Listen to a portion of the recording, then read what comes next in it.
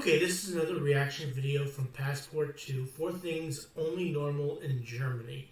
Well, let's see what this has to deal with. Please like, share, and subscribe for Passport 2, as well as like and share and subscribe for me as well. Right down there, I would appreciate it.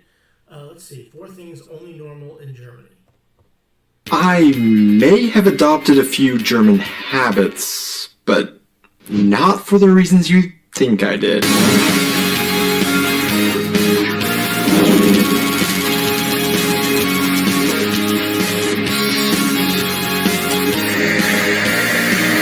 Hey guys, and welcome back to our channel. I am Donnie, and along with my wife Aubrey, we are 2 Americans currently living in Germany with our baby, sharing all of our experiences living and traveling throughout Europe. When we moved to Germany 3.5 years ago, I immediately signed up to take part in an integration course at our local Volkshochschule. Now, if you don't know what a Volkshochschule is, I've talked about this in other videos in much greater detail, but the quick and dirty explanation is that it is basically a community school for adult education that doesn't generally give out academic degrees. And if you don't know, Okay, basically just a adult education center where you could learn different things. It really teaches you different things about. Oh, okay, that makes sense. I see. What an integration course is, as the name indicates, it is a class to help foreigners who have moved to Germany integrate into German society. In this class, I learned German for And that makes sense. You learn German and you learn how things are done in Germany. That makes perfect sense. 4 hours a day, 5 days a week, and while learning the language, we were taught about various German cultural norms, traditions, and ways of life. Now, this class was helpful for learning generally how to function inside of German society. However, outside of the classroom, I closely observed Germans to see more of the nuanced German way of life, and I started picking up random new German habits that I would have never done in the US. And that's exactly what I'm going to talk about today in my video. You can't have it your way. Don't mow on a Sunday. Yeah, probably people don't do a lot of yard work in Germany on Sunday. I'm guessing that's what he's talking about there. That's the only thing I can think of. In last week's video, I talked about how I had it pointed out to me by a lot of you guys that I could officially apply for German citizenship because I had made an entire video in which I complained about the weather unironically. However, is that all it takes to be fully integrated into German society? I don't know. So as I go through these different new habits I've noticed I've picked up or have had pointed out to me that I've adopted, I want you guys to let me know in the comments if you do any of these things, and at the end of the video, let me know just how integrated I've become into German society on a scale of wearing shoes inside the house to wearing socks and sandals. One of the things our integration course definitely didn't cover as a rather unique attribute that Germans for some reason display, but you will definitely experience rather quickly if you come to Germany, and it is sometimes referred to as the German stare. Yeah, that's what people talk about the German stare, like the German stare deal. And I never really noticed that. I guess I really may not have paid much attention to it, but I didn't notice the German stare. This is a massive shock for most foreigners who move to Germany and suddenly feel like somebody's watching them everywhere they go. And generally speaking, someone is. You find countless forums, articles, and YouTube videos online as people dissect this unique German habit and try and explain it. But in this video, I'm not trying to explain it because I've started doing it, and I'm going to give you why I have now started to stare at. You see, that's something I never experienced. I never experienced the German stare. Well, no, take that back.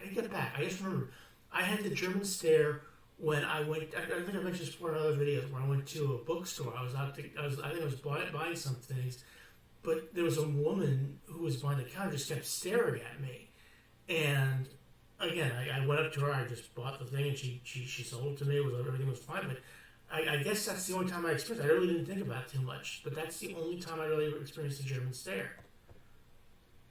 People and how I possibly am perpetuating the cycle. As an American not used to being stared at, when I moved to Germany and started getting stared at, for example, as I walked around town, my first tendency always was to look away and try to ignore the stare, or it was to glance back at the stare sheepishly multiple times to see sneakily if they were still staring. I would maybe also try and rush to a mirror to see if I accidentally did something to make myself worthy of a stare, like having lunch stuck in my teeth or wearing my shirt backwards, but Yeah, I understand. understand that part too, because you know what are you looking at? Why are you looking at me?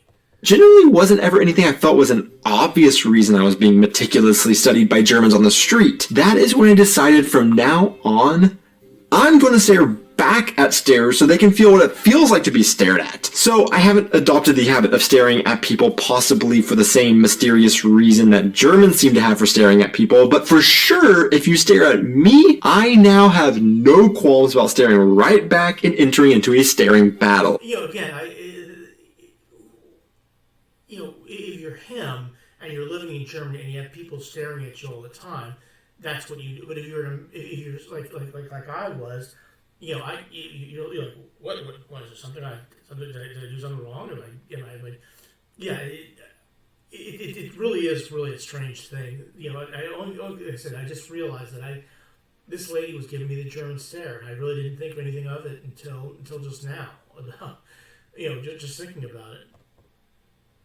To be honest, I don't know how effective it has been, because where if an American is caught slipping and staring and someone looks back at them, they will generally panic and look around and try and play off that they weren't ever looking at that person in the first place. However, when I started staring back at Germans staring at me to try to get them to feel uncomfortable and stop staring, they don't actually seem to mind and continue staring until they are satisfied with their stare down and move on. And to be honest, I'm not even sure if Germans realize they are doing this. So let me know in the comments. Yeah, maybe they don't. Maybe it's something they don't even think about. That is possible.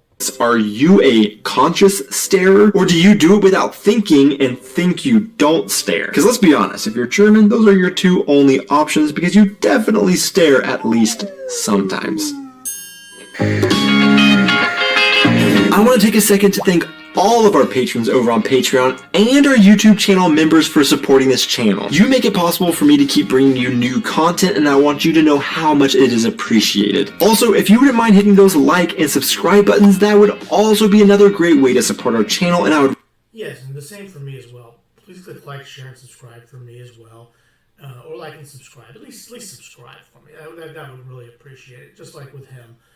With Passport 2. Please click like and subscribe for him, and just at least subscribe for me if you enjoy my videos. I would really appreciate it.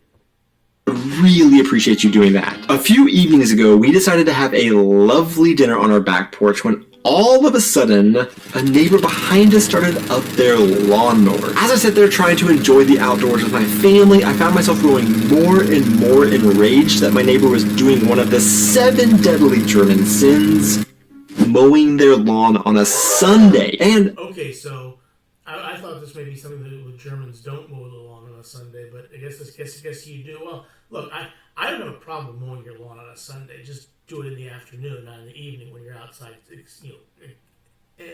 enjoying your family. That can be a pain. This is another new habit I have picked up since living in Germany. I now get mildly annoyed or mad when these societal rules, like not creating disturbing noises on Sundays or holidays, are broken. However, I do want to point out how my anger about this may actually differentiate from my German neighbors, who are probably also raging inside their homes, preparing a note to warn the neighbor about their horrific actions. Where a German might be upset by the noise and utter disregard for the rules, I get less upset about the noise, but actually more about the fact that my lawn hadn't been mowed for 2 weeks because of rain and family visiting, and then the 2 days I could have finally gotten my yard back in tip-top shape before I have to leave town are a Sunday, and then the Monday was a holiday, so I can't mow because of the no noise rules on these days. Now, the next time I mow, the grass is going to be so long that my electric lawnmower won't be able to handle it and will require multiple days of mowing rather than a few... Yeah, that's going to be a problem. ...hours, as I will have to keep stopping to recharge batteries. Yet, somebody else is completely disregarding the rules and getting done what I need to get done because they are seemingly less scared of getting confronted by an angry neighbor than I am. Yeah, that's certainly a problem. I mean, you might want to just mow the grass anyway on a Sunday anyway. I mean, you just if somebody else is doing it, if Gunther is mowing his lawn, and you need to mow your lawn, you better just mow your lawn. Yeah. or they are just new here and don't know the rules yet. Either way, I wanted them held accountable, and not a single German neighbor actually said anything to them, and as an American who fundamentally believes people should actually be allowed to mow on Sundays, I can't go and get onto them myself, but I guess that's what the Ordnungsbehörde is for. I do understand that problem. That would be a huge problem if you're not able to mow your lawn, somebody else is mowing their lawn on a day when you're not supposed to be mowing your lawn. That would be a problem. In a recent video, I talked about unique noises that Germans make that Americans don't make. One thing I talked about was an interesting word or noise that Germans use at the end of many of their sentences. But you wanted to go eat, gell? Yeah, this sound or word actually varies widely across Germany, as some regions may say g or gel, some may say n, or some may even say va, among many others. But the meaning is basically all the same. It basically means in English, right? Or if you're one of our Canadian friends, A. So for example, soccer is a better name for the sport rather than football, right? No, it is not. Football is a better name than soccer. That would be what you should be saying there. Difference is Germans use this word or sound far more often than Americans would say something like right at the end of a sentence. Well, that is until I moved to Germany. As I have learned German and started speaking more and more German, I have noticed that the line between my German and English has become more blurry, and things I do or say in one language is starting to bleed over into the other. And one thing that Aubrey called me out on as a quirk I have picked up that I didn't really notice myself, and for example, is that at the end of a majority of the sentences I say in English, I for whatever reason now throw in a ja. So I would sound like, ketchup definitely is the better sauce for French fries over mayo. Yeah. This is different. Yeah, that is true. Like I saw Germans put mayo on French fries. I actually saw a Miracle Whip commercial where this guy had his fries. All of a sudden, it was like construction workers knocked Miracle Whip or mayo, and it fell down onto the guy's fries, and the guy walked up, takes the fry, and dips it in mayo. I mean, it's disgusting to think about mayo on French fries instead of ketchup, but that's what they do in Germany, and that's what you it's disgusting no matter how you look at it. From the n or gel that I mentioned Germans say at the end of their sentences, although you do sometimes hear them also say ja, but it is just my, I guess, weird combination of German and English where you wouldn't really say it all that often, but you can say a more English sounding ja at the end of a sentence, and I do more of a German sounding ja instead, and to an English speaker, it really does just sound fairly unnatural. But for me, it really doesn't sound natural at all, to be honest with you. You just say it's unnatural. It just doesn't sound normal, but it is what it is. I mean, if that's what you say, that's what you say. That's what it is. Me, it's just a habit I got used to doing. So since a vast majority of my viewers aren't native English speakers, and therefore I know you speak at least 2 languages because you're watching this video, I would be interested in knowing if you do anything like this when you speak. Do the multiple languages you know bleed into each other in any specific way you've noticed, or has someone else called you out on any kind of weird habits like this that you've picked up?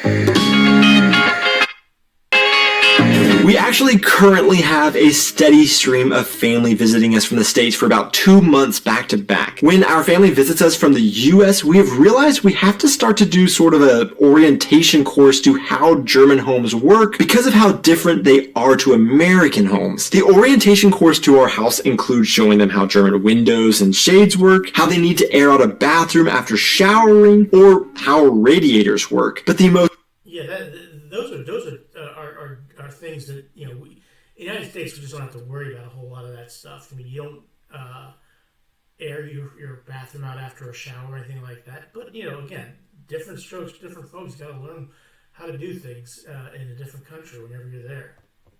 Most important lesson is how to separate trash. Trash separation is a very popular topic. Yes, that is, you know, in the United States, there's trash and there's a recycle bin. It's a blue, you know, for me, it's a green trash can for the trash. It's a blue for recyclables. That's it. It's that simple. Okay? It's not anything different. It's just that simple. Topic for foreigners moving to Germany because it can be extremely complicated for someone not used to it, as indicated by our 33-page guidebook to separating. A 33 3-page guidebook of how to separate your trash. What the hell is that? Trash our town has created. And for some of our family coming to visit us in Germany, I will admit they have never separated any trash in any form of recycling where they come from in the US, so the German recycling system can be a bit overwhelming at first. However, we also have family who do come from parts of the US where recycling is commonplace, but the German system can still be overwhelming purely because the separation of trash is done differently from what they are used to doing. Because of this, as we expect, sometimes trash doesn't always make it into the correct bins, and I have found myself doing something I would have never done. You're going into the trash and you're separating it to make sure it's in the right place. I mean, in the United States, you put something in the trash, you put it in there. It's done, okay? Until the trash collector comes collect. Same with the recyclable. So they recycle, you put it in there, and when the recycle people come, it's out of sight, out of mind. Not in the United States. Not in Germany apparently, because it's like separating things to make sure everything's in the right area. So that is what it is. In the US. And that is digging through the trash to separate it correctly. Now, if someone accidentally throws a candy wrapper into our Restmüll, I'm honestly not going to fish that out and put it in the plastic bin. But if I see a fond bottle, I will be digging that out of the plastic bin and making sure that it is taken back to the grocery store to receive our deposit back. And this has happened multiple of times. Our family is of course thinking, okay, I gotta throw away this bottle and this bin is labeled plastic, so this must be where it goes. Not realizing that Germany does have plastic bins, but then they also have plastic and glass bottles that need to go back to the grocery store to receive the deposit that was paid on that bottle. Now, I don't know if this is me. Now, when I was in Mexico, there used to be something in the United States where you get a glass Coke. Okay, and you drink it, and you would take, you have like a kind of like a container where you would put the glass, and you take it back, and you get money back for that. Now, they don't do that anymore in the United States. You really don't see that anymore in the United States. But when I was in Mexico, that's when I saw it back in 1992, and I was like, that was there would be people who would put out these little containers, so if you drank your Coke, you could just put it in there, and they would just get, because it was only like a couple of pennies or something like that, so it wouldn't be a whole lot. So it's not like you're missing out on anything. But yeah, you don't see that in the United States, where you just, glass, you put it in a recycle, and you give it to the recycle people, and they take it back. That's all it is. Adopting the German habit of frugality and money saving, that I won't even let 25 cents go to waste when a bottle with fond accidentally gets thrown away, or if this is me adopting a slightly more strict adherence to trash separation rules like a true German. But either way, here I am sticking my hand in the trash where I wouldn't have before to get back a few cents. To see who made it this far into the video, the random question of the week is: which social media is the worst social media? Thanks so much for watching, guys. The worst social media, I think, is TikTok. I hate TikTok. I don't use TikTok a whole lot, but that's my personal opinion. But yeah, please click like, share, and subscribe for Passport 2, as well as like and subscribe. And just subscribe for me. I would appreciate it. It's free to do, and it would be great if you would do that for me. I would really, really appreciate it. Thank you very much, and have a good rest of your day. Thanks for watching.